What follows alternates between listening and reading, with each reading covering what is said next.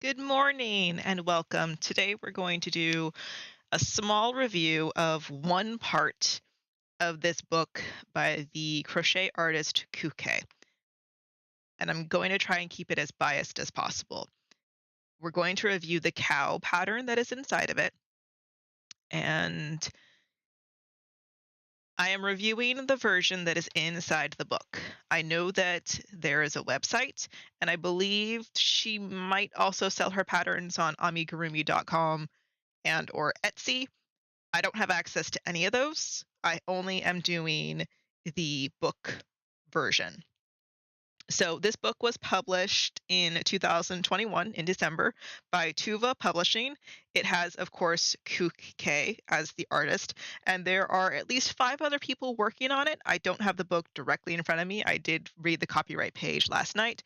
There are typeface designers and translators and all sorts of people working on this book. No less than 6 people worked on this book.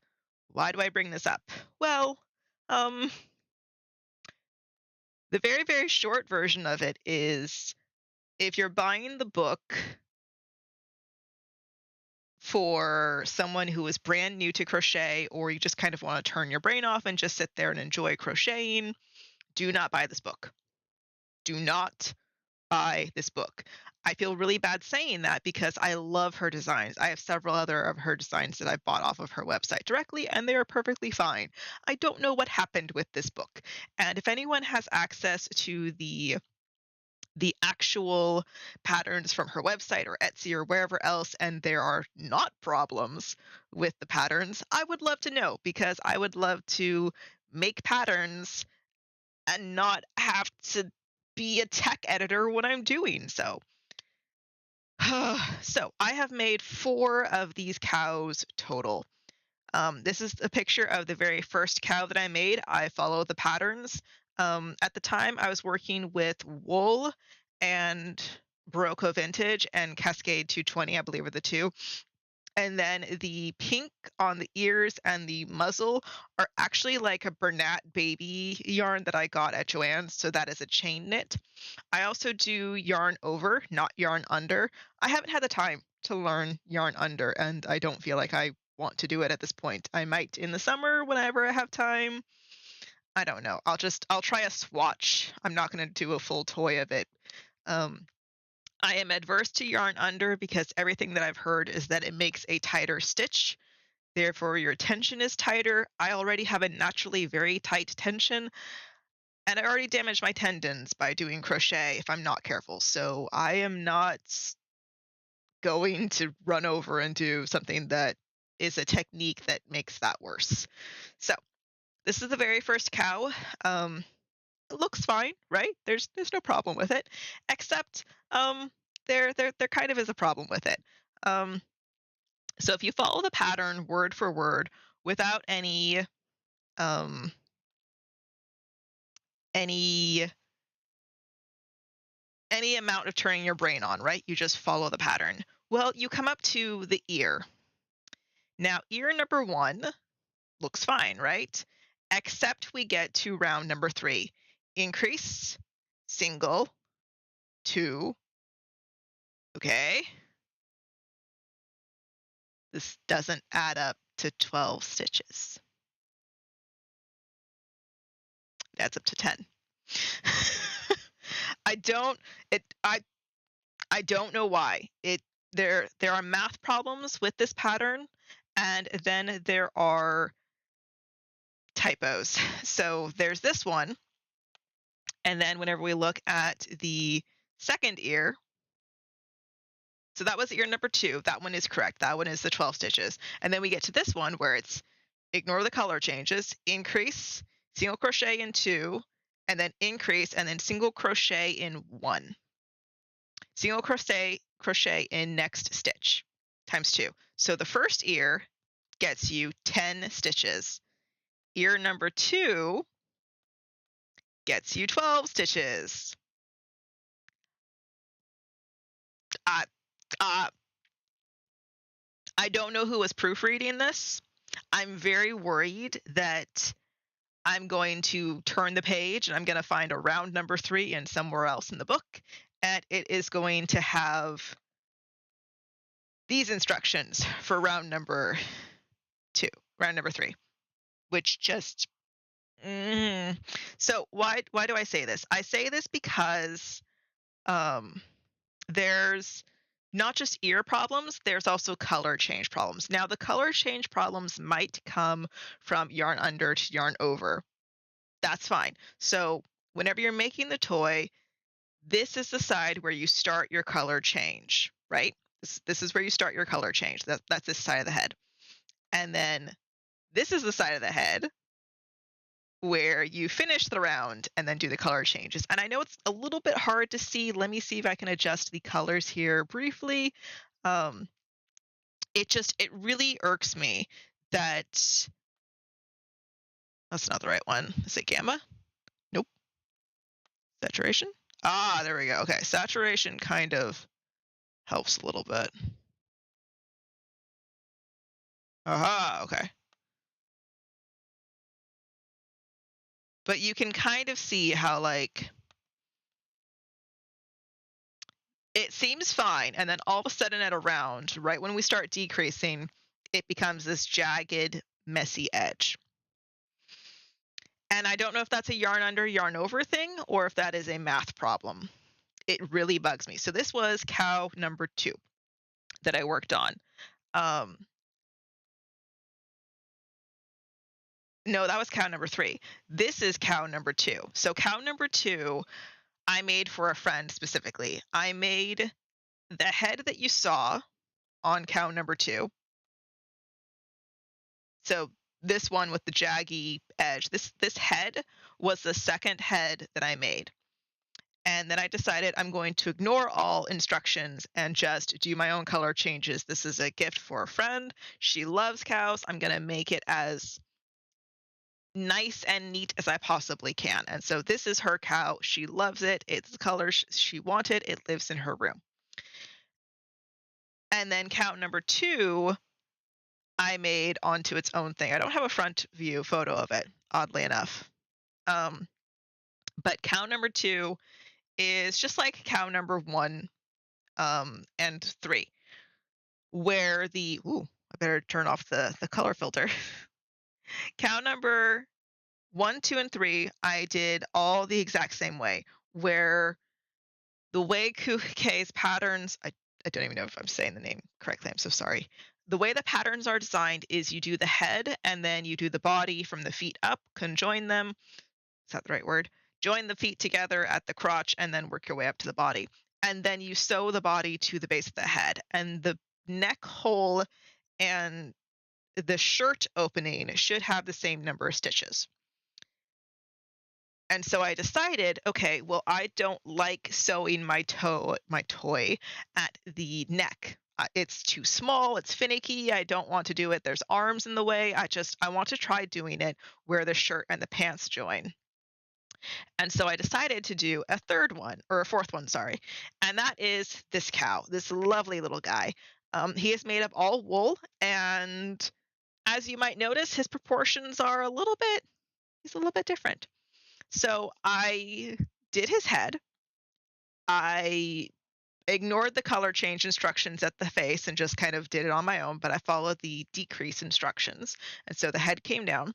And then when I got to the end of the head, I just read the shirt to leg instructions in reverse. So every time it told me to decrease, I increased. So mathematically, it should be the same.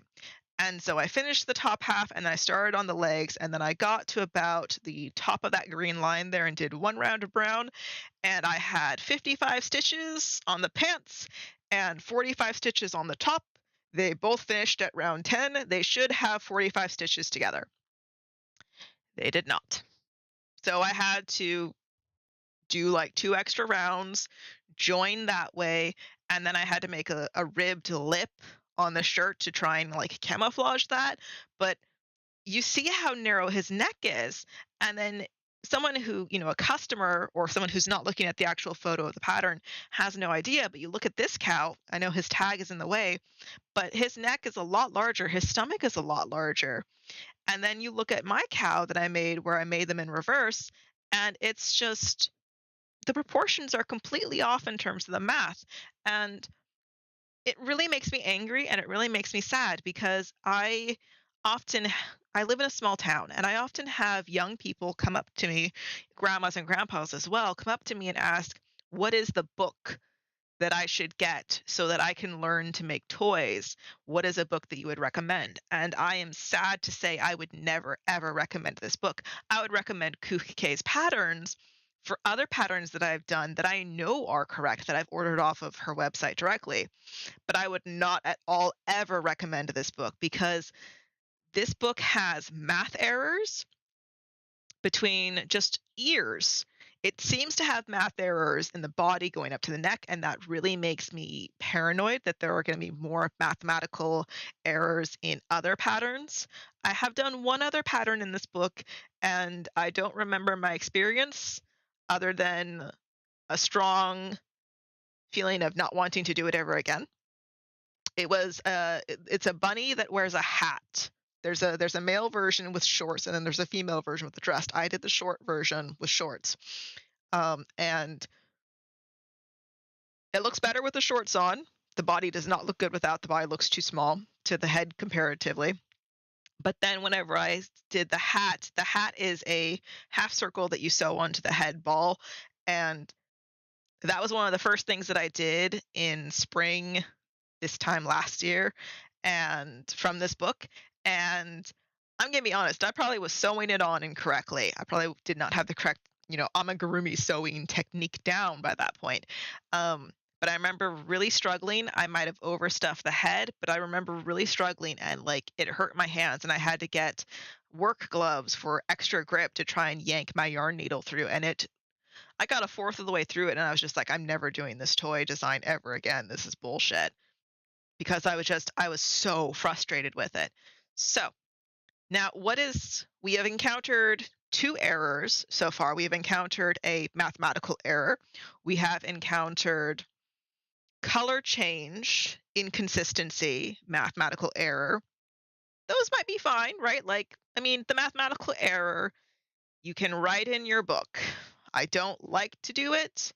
I don't like having to buy a book and then be my own tech editor to edit this stuff and then write in the book. I really don't like that.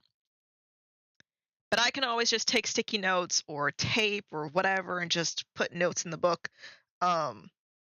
The other thing that's a really big problem, and I'm so irritated I didn't get a photo of it for this video.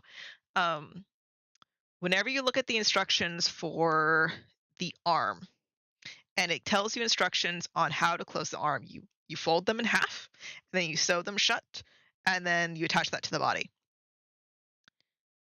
The line for the arms says ear. Now, okay, let's say someone was just going through Microsoft Word, looking for the red squiggly line that tells them a word is spelled incorrectly, and using that as their editor tool. Arm, ear, those are both spelled the correct way. The computer would not see an error. However, if you look at the page that has the arm, it's on the right side of the book. You look at the page that has the ears, it's on the left side of the book. Someone has copied and pasted the sentence from the ear number 2 and put it at the bottom of the pattern for the arm. Now, if it was just a clerical error between the word ear and arm, I would be more forgiving. But this is a blatant use of copy paste, and that this had no less than 5 people. This had like 6, 7 people working on it outside of Khuc, working on it. And I myself, as a budding pattern creator and a novel writer and stuff, if I found out that someone was publishing and editing and translating my patterns into English in mass-produced public, I bought this book at Joann's. I found out that there were this many errors in my patterns. I would be, 1, apologetic to any kind of customer that bought this book, and 2, I would be livid at whoever did the publishing, whoever is to blame for these errors going forward, because it's so offensive. And I cannot recommend this book to anyone that is getting into amigurumi, has a little bit of experience under their belt, or is just kind of new to crochet, but they don't want to make dish towels and granny squares. They want to make toys specifically, because they'll open the book and they'll see this lovely cow pattern and they'll start to do it, and then they'll start running into errors that maybe the color change errors that I was running into. Again, that might be a difference between yarn over and yarn under, or they might be running into the mathematical errors between the neck circumference and the shirt hole circumference, or the pants and the shirt not coming up to the correct mathematical thing, resulting in this very narrow, I mean, he's still adorable, but like very narrow looking neck area. And I hate to think that a new person, even someone with a very bare minimum experience with amigurumi, even someone who is experienced, if they're just following the pattern and they come up with all these issues and it's not coming out the way that it looks like in the book, these are beautifully photographed toys. The photography is amazing in this book, and on Khuc's website. But if the toy in my hand does not match the recipe, the instructions in the book, and I feel like I have followed all the instructions, I would start second guessing my talent. I would start second guessing my intelligence, and I would feel really bad. And I may not necessarily know that is me. Not every single person is going to go through detective work and recount the the instructions 10 times to make sure, does this add up to 12? No, it does not. It adds up to 10. And it's very frustrating. And I have no words for this, because it's, let me move it down a little bit so you can see it all. It's very, very frustrating that I I don't want to recommend this book, but I want to recommend the creator, because once you know what you're doing and you're willing to look for the errors and you're willing to write in your book or put on sticky notes or whatever, you're willing to go into it expecting to be on the alert for errors, and it will not be a nice, cozy, relaxing time where you're just following instructions. Um, Once you have the correct instructions, it is a lovely, easy ride. It's just one or two errors here or there. But I'm very paranoid that these errors exist in other parts of the book. And that just it saddens me, because I don't want this book to be someone's first impression of this artist's talent, because I don't think that the pattern is wrong on the Etsy or the website or amigurumi.com, wherever else this pattern is sold. I feel like it's not wrong. Um, I don't have an infinite amount of money to go out and buy all the copies online and download all the PDFs and check and double check and make sure that these things are correct. If you have these patterns, not from the book, but the digital versions from the website, from the Etsy, from wherever else, and you are able to verify that the ears are different, or there is a math counting error, or are there other evidences of copy and paste? Because I'm sitting here looking at my book and I have two options realistically. One, I can say be done with it and send it off to a Goodwill or a library or a school, or just abandon it in a grocery store and just like, I, I'm done with it kind of thing. Or I can get out a Sharpie or a sticky note or whatever and start manually putting in edits into the book. And I honestly don't know what I want to do. When I bought this book, because of course I bought it from Joann's, it was full price. It's $21.98 US dollars. Because it's Joann's, everything's full price. It is discounted a little bit on Amazon. It's like $18.70 or something at the time of this recording, plus shipping and taxes and all that stuff. So yeah, let me know how you feel about this pattern in this book specifically. I am not talking about any other pattern in this book. Um, Maybe I'll get to them. I especially hope that the so-called titular star character, the bears on the front, I especially hope that their pattern is correct because I love that thick stripe chunky pattern. I love the ruffles. I think it looks adorable. I love their proportions of their head shape, kind of like this square round shape. I love that. It looks very soft, very adorable. I'm just very nervous and hesitant to go and do any other pattern in this book because I'm worried that it will be incorrect in some manner, and I don't want that. All right, that is the end of this video.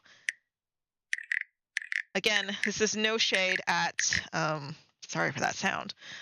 This is no shade at Khuc directly.